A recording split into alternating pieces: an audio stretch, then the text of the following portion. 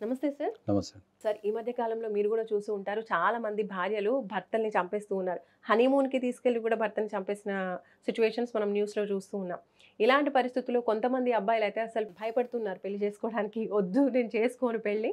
బ్రతకాలంటే పెళ్లి చేసుకోను అని చెప్పేసి ఆ స్ట్రాంగ్ డెసిషన్‌కి వచ్చేస్తూ ఉన్నారు. కాబట్టి మీరేమంటారు? ఈ మధ్య కాలంలో యువతకి ఒక ఫోబియా వచ్చింది. హ్మ్. దాన్నే గామోఫోబియా అంటారు. ఓకే. అంటే గామోఫోబియా అంటే ఏందంటే పెళ్లి చేసుకోవాలంటే భయపడ్డం. ఓకే. మరి ఇలాంటివి అదొక జరుగుతుంటే సైకలాజికల్ ప్రాణభయం అదే అంటున్నా, అదొక కదా. సైకలాజికల్ ఫీలింగ్ అది.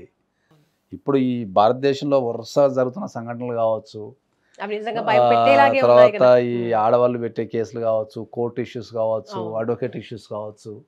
చాలా మంది ఏంటంటే ఒంటరిగా ఉండి ప్రశాంతంగా ప్రశాంతంగా గడపడానికే ఉన్న కాడికి తిని ఏదో చేసుకొని ఏదో రిలేషన్షిప్లోకి వెళ్ళి అది కొంతకాలం అట్లా ఎంజాయ్ చేస్తుందాం అంతే తప్ప మనకు పూర్వకాలం లెక్క లాంగ్ లాస్టింగ్గా పెళ్లి చేసుకొని ఒక ఇంటి కింద ఉండి కుటుంబంగా. పిల్లల్ని కానీ కాపురాలు చేసేసుకొని ఈ ఫ్యామిలీని వృద్ధి చేద్దామనే కాన్సెప్ట్తో ఎవరు లేరు. లేరు. ఎందుకు చెప్తున్నా అంటే ఏంటంటే ఈ మడ్డలు జరిగిన తర్వాత అయితే నిజంగా. మా దగ్గర బాగా Sad. చాలా మంది వస్తున్నారు. పెళ్లి అవును. చేసుకోవాలొద్దా సార్ అని చెప్పేసి అవును. గామోపయోతోని చాలా మంది వస్తున్నారు. మ్మ్. ఈ లేటెస్ట్ ట్రెండ్ ఏదైతే ఉందో ఈ మధ్య కాలంలో మనకు ఒక 2-3 ఇయర్స్ నుంచి మనకు బాగా వైరల్ అయిపోతుంది. అవును. ఉమెన్ క్రైమ్ బాగా పెరిగిపోయింది ఇండియాలో. ఎందుకంటే మన వరుసగా భారతదేశంలో జరుగుతున్న చాలా సంఘటనలు. ఇప్పుడు మనం ఒక సైడ్ చూస్తే ఉమెనే కాదు, జెంట్స్ కూడా చంపేస్తున్నారు. రెండు ఈక్వల్గా ఉన్నాయి. పెరుగుతుంది ఈక్వల్గా ఉన్నాయి. ఇంతకుముందు crime rate social crime rate ఉంటుండే. సోషల్ క్రైమ్ రేట్ అంటే ఏంటి అంటే దొంగతనాలు చేయటం, అవి అవి ఎక్కువ ఉంటుండే. మోసాలు చేయటం, దొంగతనాలు చేయటం ఎక్కువ ఉంటుండే. ఇప్పుడు పర్సనల్ క్రైమ్ రేట్ పెరిగిపోయింది. అంటే పర్సనల్ లైఫ్లో క్రైమ్ రేట్ పెరిగిపోయింది. పర్సనల్ ఇష్యూస్తో క్రైమ్ రేట్ పెరిగిపోయింది. భార్యని చంపడమో భర్తలను చంపడమో అనేది ఎజెండాగా పెట్టుకొని తిరుగుతున్నారు. వీళ్ళందరికీ అర్థం కాని క్వశ్చన్ ఏంటంటే ఒక వ్యక్తి నచ్చకపోతే ఆ వ్యక్తితో విడిగుంటే అయిపోతుంది కదా, పారిపోయి బతికేస్తే అయిపోతుంది కదా. ఏమవుతుంది నీకు? నిన్ను ఎవడు ఆపుతాడు? 18 ఇయర్స్ దాటిన తర్వాత ఏ వ్యక్తిని ఓకే మనం ఫోర్స్ చేసే అధికారం లేదు. 18 ఇయర్స్ దాటిన తర్వాత ఈవెన్ తల్లిదండ్రులకు లేదు. చాలా మంది ఇప్పుడు ఎక్కువ ఏజ్ అయినప్పటికీ కూడా మ్యారేజ్ అయ్యాక డివోర్స్ తీసుకున్న వాళ్ళు కూడా చాలా మంది చూస్తున్నాం. డైవర్స్ ఇప్పుడు ఒక వ్యక్తిని చంపి నువ్వు జైలుకి వెళ్ళి సమాజంలో ముద్ర పడిపోయి లైఫ్ అంతా ఖరాబ్ చేసుకొని ఈ భూమి మీద పుట్టిన పాపానికి నువ్వు జైల్లో ఉండిపోయి లైఫ్ అంతా జైల్లో ఉండిపోయి ఖరాబ్ చేసుకుంటావా? నీకు ఒక రిలేషన్షిప్ వర్కౌట్ కావటం లేదు అంటే మంచిగా కోర్టుకి వెళ్ళి డైవర్స్ తీసుకుంటావా? చంపడం కంటే చాలా మంది ఇప్పుడు ఆత్మహత్యలు కూడా చేసుకుంటున్నారు. ఆత్మహత్యలు చేసుకోవడం, లేదంటే ఎదుటి వ్యక్తిని చంపడం, భర్తను చంపడం, భార్యను చంపడం, రోజు ఇదే ఉన్నది మనకు న్యూస్లో. ఇవాళ మార్నింగ్ కూడా నేను పేపర్ చూడంగానే ఒక న్యూస్, అసలు నాకు ఆ న్యూస్ చదివిన తర్వాత ఏం చెప్పాలని కూడా అర్థం కాదు. ఈనాడు పేపర్లో నేను న్యూస్ చదివిన పెళ్లి చేసుకుందంట, పెళ్లి చేసుకొని భర్తతో కాకుండా మామతో సంబంధం పెట్టుకొని భర్తను చంపేసిందంట. ఏం న్యూస్ ఇది? సమాజం ఎక్కడికి పోతుంది? దీన్ని ఎవరు ప్రశ్నించాలా? తోటి వ్యక్తిని చంపటం, పెళ్ళైన 45 రోజులకు నువ్వు ఒక తోటి వ్యక్తిని చంపటం, లేదంటే పెళ్ళైన 10 రోజులకు చంపటం, పెళ్ళైన 1 నెల రోజులకు చంపటం, కొంతమంది పెళ్ళైన 15 సంవత్సరాలు కూడా చంపేస్తున్నారు. ఇండి కూడా మీకు ఏ రకమైన సమస్య వచ్చినప్పుడు మీరు ఏం చేయాలా? అడ్వకేట్ని కానీ లేకపోతే కౌన్సిలర్ని కానీ సంప్రదించాలా. ఫ్యామిలీ కౌన్సిలర్ని సంప్రదిస్తే మీకున్నది ఆ ప్రాబ్లము మొగ్గలో ఉన్నప్పుడే సంప్రదించాలా. ఎలా సాల్వ్ చేయాలో కూడా వాళ్ళు సాల్వ్ చేస్తారు. దానికి మీకు కావాల్సిన గైడ్లైన్స్ ఇస్తారు. మిమ్మల్ని మీ పక్కన నిలబడతారు, మీకోసం పోరాడతారు. అది కదా మీరు చేయాల్సింది.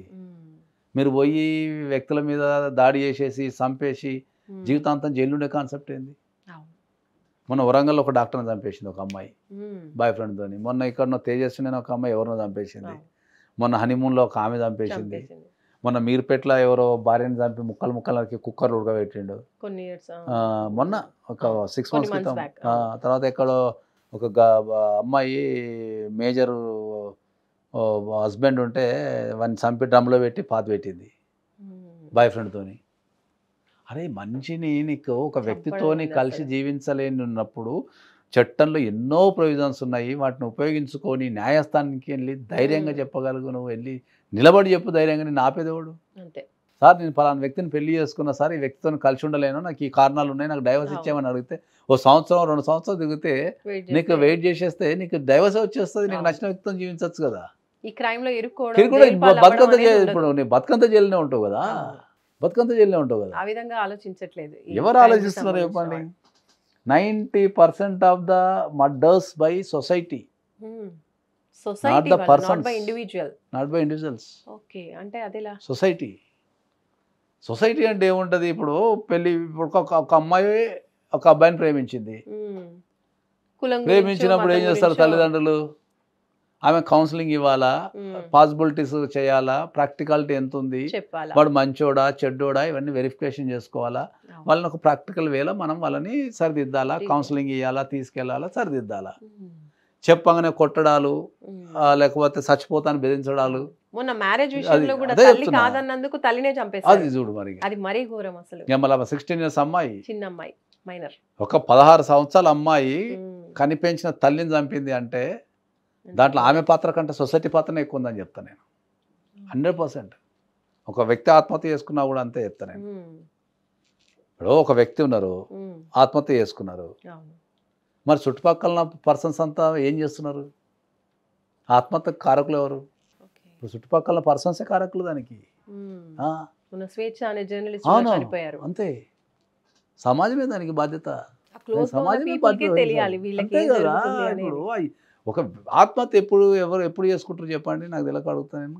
తను లోన్లీగా ఫీల్ అయినప్పుడు, లేదంటే ఆ సిచ్యువేషన్ నుంచి బయట వాళ్ళకు ఒక సమస్య వచ్చినప్పుడు, ఆ సమస్య నుంచి సొల్యూషన్ లేదు అనుకున్నప్పుడే వాళ్ళు చంపటమో చచ్చిపోవటమో చేస్తారు, అంతే.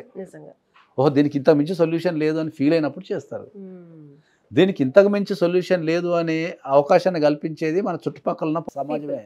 వాళ్ళతో ఉన్నవాళ్ళు నీ కర్మకి ఏం చేస్తావు, నీ జీవితం ఇంతే అంటారు కథం. అంటే వాళ్ళకి చెప్పడం కూడా అంటే ఇప్పుడు ఒక వ్యక్తి తప్పు చేసినప్పుడు ఆ తప్పుని సంస్కరించగలగాల.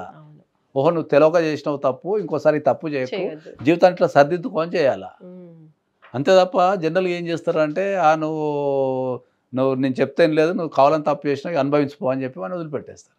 Neglected by the society will leads to crime అంటే నేను. అది ఇంట్లో కానీ బయట వాళ్ళు కానీ ఎవరైనా కానీ, చుట్టాలు కానీ తల్లిదండ్రులు కానీ ఎవరైనా కానీ నెగ్లెక్టెడ్ చేయడం ద్వారానే హత్య కానీ ఆత్మహత్య కానీ జరుగుతుంది. ఉన్న సమస్యను ఐడెంటిఫై చేసి దానికి సొల్యూషన్ కనిపెట్టగలిగితే ఇవన్నీ అయిపోతాయి. ఇవన్నీ చేయకుండా ఏంది, వాళ్ళని బలవంతంగా ఫోర్స్ చేయడం, వాళ్ళకు నచ్చని పని చేయడంతో వాళ్ళు ఏం చేస్తారంటే, వాళ్ళకి నచ్చని పని చేయమంటే ఎవరు చేస్తారు ఈ దేశంలో? సర్దుకోలేరు. వాళ్ళకి అదే ఉంటుంది మైండ్లో. దానికి కావాల్సిన కౌన్సిలింగ్లు ఇవ్వరు, వీళ్ళు కూర్చోబెట్టి చెప్పరు. అంతే, మన వేరే క్యాస్ట్ చేసుకునే లేదు, మేము చచ్చుకుంటే చేసుకోవాలి, నీకు వినకపోతే నేను చచ్చిపోతాము, ఆస్తులేమో ఇస్తలేమో అంటారు, అంతే. చాలా సిచ్యువేషన్స్ ఇలా నేను అదే చెప్తాను అందరికీ. హత్య కానీ అదే ప్రాసెస్. అది ఒక హత్య కానీ ఒక ఆత్మహత్య కానీ జరిగింది అంటే దాని చుట్టుపక్కల ఉన్న జనాలే దానికి మ్యాక్సిమం కారణం అని చెప్తాను అయితే. సో చూస్తున్నారు కదండి, ఈ మధ్య కాలంలో చాలా కేసెస్ చూస్తున్నాం. చనిపోవడము, చంపడము అనేది, ఈ రకరకాల రీజన్స్ వల్ల క్రైమ్ రేట్ పెరిగిపోవడం అనేది ఇండివిజువల్సే తమ చుట్టాలని, తమ ఫ్యామిలీ మెంబర్స్, భర్తని లేదంటే తల్లిని ఇలా చంపడం అనే సిచ్యువేషన్స్ చాలా బాధాకరం. ఇలాంటివన్నీ కూడా జరగడానికి మనకి సార్ తెలియజేస్తున్నారు. వాళ్ళ మానసిక స్థితిగతులు ఎలా ఉంటాయి ఏంటి అనేది. అలాంటి సిచ్యువేషన్స్లో ఉన్న వాళ్ళు బాధపడుతూ ఉంటే కనుక తప్పకుండా కౌన్సిలింగ్ తీసుకోవాలి.